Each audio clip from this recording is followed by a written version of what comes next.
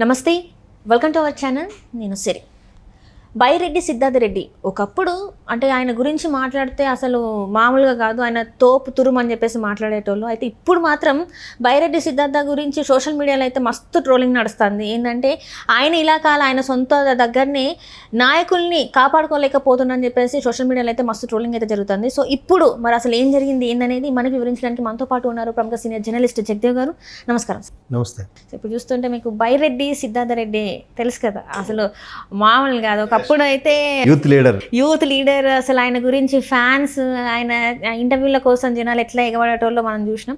So ఇప్పుడు అట్లాంటి బైరెడ్డి సిద్ధార్థ రెడ్డి గురించి ఇప్పుడు ఏదైతే సోషల్ మీడియాలో ఆయనకు హైప్ వచ్చిందో అదే సోషల్ మీడియాలో ఇప్పుడు ట్రోలింగ్ గురవుతున్నాడు ఆయన. ఎందుకంటే ఆయన నియోజకవర్గంలో ఆయన ప్లేస్లోనే ఆయన నాయకుల్ని, ఆయన పార్టీకి సంబంధించిన నాయకుల్ని కాపాడుకోలేకపోయినని చెప్పేసి మరి అందరూ ట్రోల్ చేస్తున్నారు. సో మరి ఏమంటారు, మరి నిజంగానే అది వాస్తవమే కదా? ఆయనకు అంతగనము అయి కూడా అంత పేరు అసలు మామూలు కాదు, యూత్ ఐకాన్, యూత్ స్టార్ అని చెప్పేసి అన్న అతన్ని ఎందుకు ఆయన కాపాడుకోలేకపోయాడు? అసలు కాపాడుకోలేకపోయాడంటే ఇప్పుడు మీరు అన్నట్టు ఆయన హైప్ తీసుకొచ్చారు బాగా. ఎందుకంటే ఒక 2 years 3 years బ్యాక్ వరకు కూడా బైరెడ్డి సిద్ధార్థ రెడ్డి గారు ఏ కొటేషన్ ఇచ్చినా ఏం మాట్లాడినా కూడా అది యూట్యూబ్ షార్ట్స్లోనూ సోషల్ మీడియాలో తెగ వైరల్ అయ్యేది. ఆయన మాట తీరు, డిఫరెంట్ యాక్సెంట్, రాయలసీమ మిక్సింగ్తో ఉన్న యాక్సెంటు. అరే ఏంటి ఈయన ఒక ఎమ్మెల్యే కాదు, ఒక ఎంపీ కాదు, ఒక ఎమ్మెల్సీ కాదు, ఏంటి ఈయనకి ఎంత క్రేజు, దేని నుంచి అబ్బా అనే స్థాయిలో ఉండేది.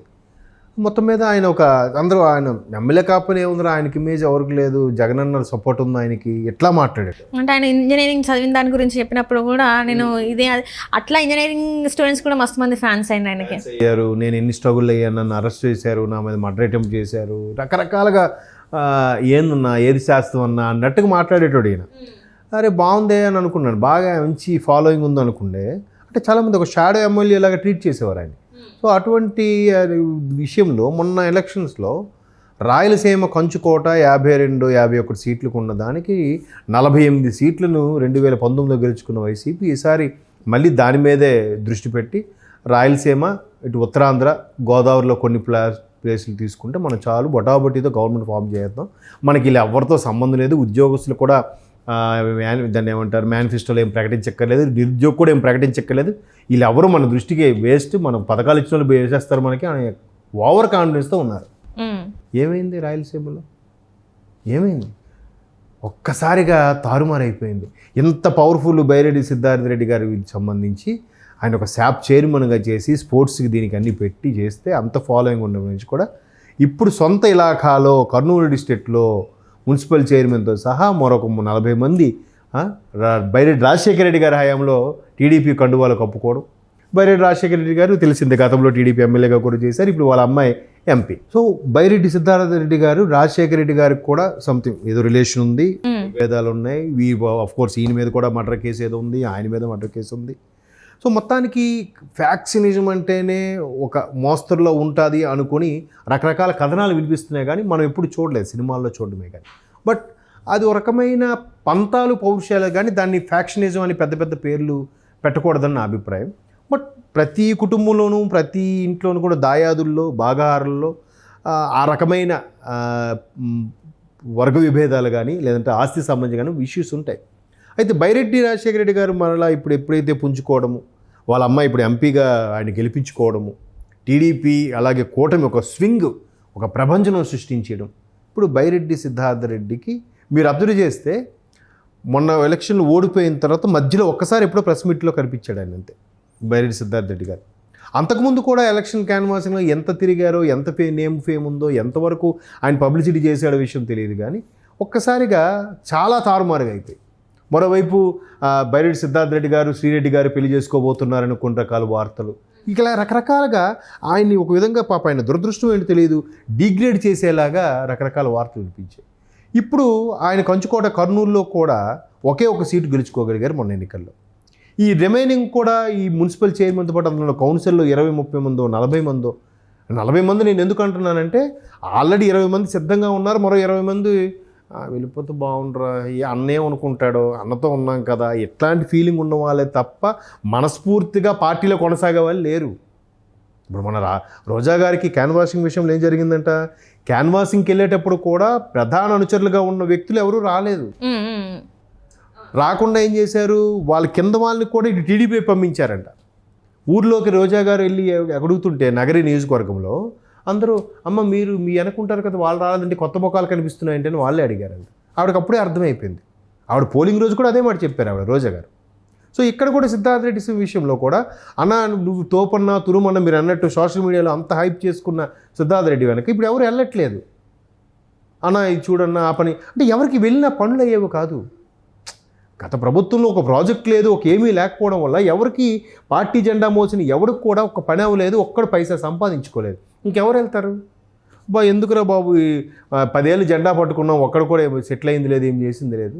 పోనీ సిద్ధార్థ రెడ్డి అని నమ్ముకుంటే ఈయనేనే చేస్తారంటే ఈయనకేమి ఇచ్చారు, ఆ శాప్ చైర్మన్గా ఏదో ఇచ్చారు.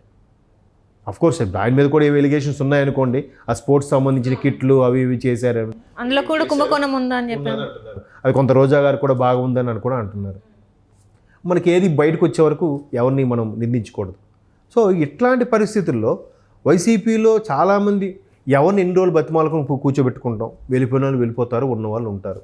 2029 వరకు నమ్మకంగా ఉన్నవాళ్ళు ఉండండి, వెళ్ళిపోండి అన్నట్టు కూడా వైసీపీ వాళ్ళు చేతులు ఎత్తేస్తున్నారు. ఎందుకంటే జగన్మోహన్ రెడ్డి గారు వెనక అనుచరులుగా ఉండి జగన్మోహన్ రెడ్డి గారి మీద ఏగ కూడా వాళ్ళకుండా నిలబడిన వ్యక్తులే ఈరోజు మొహం చాటేస్తున్నారు. జగన్మోహన్ రెడ్డి గారిని కలవడానికి వెళ్ళటం లేదు. ఎక్కడో మన జక్కంపూడి రాజా గారు లాంటి వ్యక్తులు ఓపెన్ అయ్యి బరస్ట్ అవుతున్నారు, కానీ రాజానగరం మాజీ ఎమ్మెల్యే అటువంటి వాళ్ళు కొద్దిగా ఓపెన్ అయ్యి బరస్ట్ అవుతున్నారు. కానీ మిగతా ఎవరు మాట్లాడలేదుగా. మిగతా వాళ్ళందరూ కూడా ఎందుకులా మాట్లాడి న్యూస్లోకి ఎక్కి బ్యాడ్ అయిపోవడం ఎందుకు, ఎటు ప్రభుత్వం ఉంటే ఒకటి చల్లగా అటు మన పనులు మన బిజినెస్ మనం చేసుకుంటే చాలు అనుకునే వాళ్ళే ఉన్నారు అందరూ. సో ఇటువంటి నేపథ్యంలో బైరెడ్డి సిద్ధార్థ రెడ్డి గారు అంటే మా పెద్ద ఇప్పుడు బత్స గారు ఉన్నారు. బత్స గారు ఎంత సీనియర్ నాయకులు, మరి ఆయన ఓటమి చెందారుగా. ఆయన కూడా టీడీపీ వైపు తన గాలి మలుతుందని చెప్పేసి కూడా మరి వార్తలు టీడీపీలో కాదు కానీ బీజేపీలోకి వెళ్ళి కూటమిలోకి రావాలని ప్లాన్ చేస్తున్నారు అన్నట్టుగా వార్తలు వినిపిస్తున్నాయి. ఎవరైనా అంతే, ఇన్నేళ్ళు పదవిలో ఉండి ఒక మంత్రిగా ఉండి లేదంటే ఇంటి చుట్టూ మంది మార్బలంతో ఉన్న వ్యక్తులు ఒక్కసారి ఆయన కలవడానికి ఎవరు వెళ్ళకపోతే ఆయనకి ఎంత ఇదిగా ఉంటుంది. అరే నా వెంట ఎంత వెంట పడేవాళ్ళు, నాకు అది కావాలన్నా ఇది కావాలని అడిగేటోళ్ళు ఒక్కడు నా ఇంటి వైపు చూడట్లేదే అని చెప్పి ఒక రకమైన గిల్టీ ఫీలింగ్ పెరిగిపోతుంది వారికి. అందులో ఇన్నేళ్ళు పదవిలో నుంచి అసలు ఉండలేరు. ఎమ్మెల్యేగా ఉన్నవాడైనా ఉండగలడేమో కానీ మంత్రిగా ఎంత పరపతి హోదా ఇచ్చినోడు ఒకసారి ఉండలేరు. ఇప్పుడు బైరెడ్డి సిద్ధార్థ రెడ్డి గారి పరిస్థితి కూడా అదే. మీరు అన్నట్టు సోషల్ మీడియా ఎంత హైప్ చేసిందమ్మా. వైసీపీ ఛానల్స్ కానీ ఈవెన్ న్యూట్రల్గా ఉండే ఛానల్స్ కూడా బైరెడ్డి సిద్ధార్థ రెడ్డి గారి స్టేట్మెంట్లు కానీ ఆయన మాట్లాడే విధానం కానీ ఆయన యాక్సెంట్ కానీ భలే ఆకట్టుకునేలాగా మాట్లాడేవాడు ఆయన. ఒక రకంగా షాడో ఎమ్మెల్యే, ఒక షాడో ఎంపీగా ట్రీట్ చేసేవారు ఆయన. నాకు తెలిసి ఒకసారి 2022లో అనుకుంటామా నేను ఒక చిన్న క్యాంపెయిన్కి సంబంధించి వెస్ట్ గోదావరి వెళ్ళాను. అక్కడ కూడా వైసీపీతో బైరెడ్డి సిద్ధార్థ రెడ్డి గారు వస్తున్నారని చెప్పి ఊరంతా బైరెడ్డి సిద్ధార్థ రెడ్డి గారి కటౌట్లు పెట్టి అంత హైప్ తీసుకొచ్చారు. గోదావరి జిల్లాలో కూడా రాయలసీమకు చెందిన వ్యక్తిని అరే ఎందుకు రాష్ట్ర వ్యాప్తంగా మంచి ఇమేజ్ వచ్చేసింది అనుకున్నాం. ఇప్పుడు అటువంటి బైరెడ్డి సిద్ధార్థ రెడ్డిని విడిచిపెట్టి ఒక 20-30 మంది కౌన్సిలర్లు, చైర్మన్ వీళ్ళందరూ కూడా వెళ్ళి రాజశేఖర రెడ్డి గారి సమక్షంలో టీడీపీ తీర్థం పుచ్చుకుంటున్నారంటే మరి ఎక్కడ వాల్యూ ఉన్నట్టు, ఎక్కడ ఇది ఉన్నట్టు. ఆఫ్కోర్స్ బెల్లం ఉన్నాక చేమలని చేరుతాయి.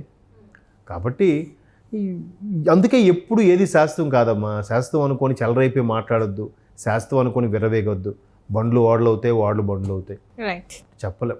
సో ఆ బైరెడ్డి సిద్ధార్థ రెడ్డి అంతకన్నా హేమీలు ఉంటుండగానే పక్క పార్టీ వైపు చూస్తున్నారుగా. సో అలాంటప్పుడు మనం సిద్ధార్థ రెడ్డి గారి గురించి మనం మాట్లాడుకోవాల్సిన అవసరం లేదు.